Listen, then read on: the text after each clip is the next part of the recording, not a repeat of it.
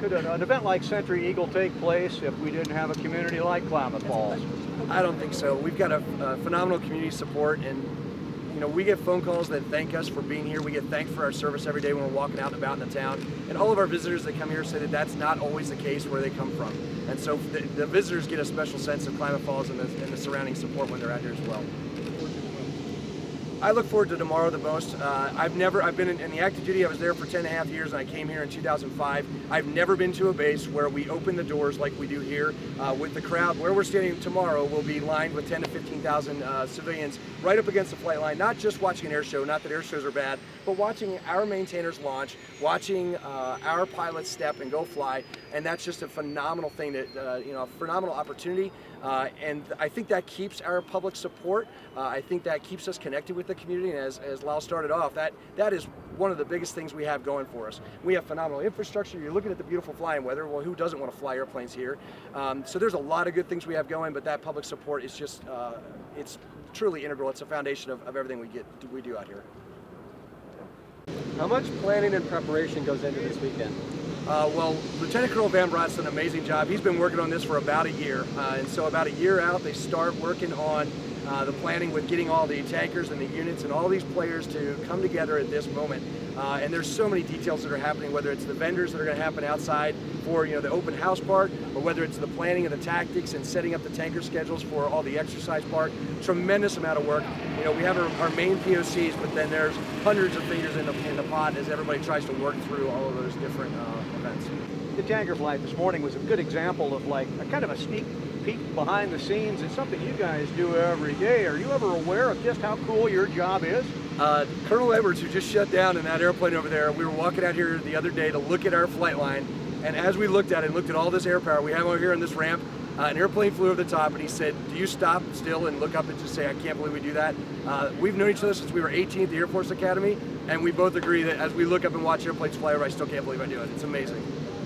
How do you manage this crazy, hectic tarmac with twice as many, 2 or 3 times as many aircraft as you're normally accustomed to storing?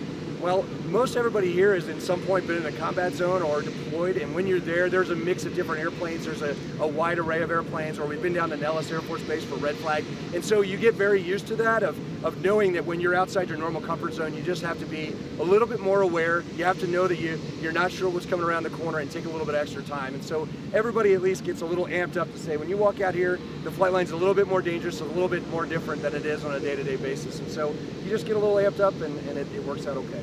Our instructor pilots are training America's next generation of air superiority. We train F-15C pilots to get ready to go out there and accomplish air superiority for the nation. And so when we fight year in and year out with our students, and not that many dissimilar air combat training opportunities, to bring this wide array of fighters, the wide array of capabilities, multiple components, multiple services onto our ramp and then fight and to integrate, it's unbelievable. So we're integrating 5th generation. We call the Super Hornet about a 4.5 generation. It's in between 4th and 5th gen. And then you've got our 4th generation F-15s and F-16s. And we're working together, they're planning together, and fighting together in the airspace to practice what we would do together in a combat zone. So to be able to do that over the skies of Southern Oregon in peacetime is invaluable. What kind of ranges do you guys have here to fly in? Can you describe something about the ranges? Absolutely. Our flying airspaces are another huge player as to why we're so successful. And it's huge for our ability to not only meet our current mission, but also to look at future missions. So just to our southeast, literally behind my shoulder, about 40 miles, is the Goose airspace, which goes from Southern Oregon into northern Nevada. And that is where we do a lot of our dogfighting and our 2 against 1, so our close range type of stuff. It's a smaller airspace, but it's right next to home, which is great for getting as much fight as we can out of the gas that we have in the tanks. Then out to the east, about 100 miles, we have a very long air-to-air airspace that's about 120 miles long by about 40 to 50 miles wide, and that's where we do our predominant long-range intercept, which is what the F-15 was built for. The F-15 is built around the radar, and that's where we go practice those skills. And in between here and there is a tanker track. The tanker support we have is awesome. We have 200 tanker events a year, and I don't know of another unit in the country that gets that much tanker support. We've got the 2 tankers here today that are flying with us throughout Sentry Eagle, but routinely we'll get 2 to 3 tankers in a week, and our students and our instructor pilots benefit certainly from that training experience. So the airspace, the partnerships with the tanker communities, it's all beneficial.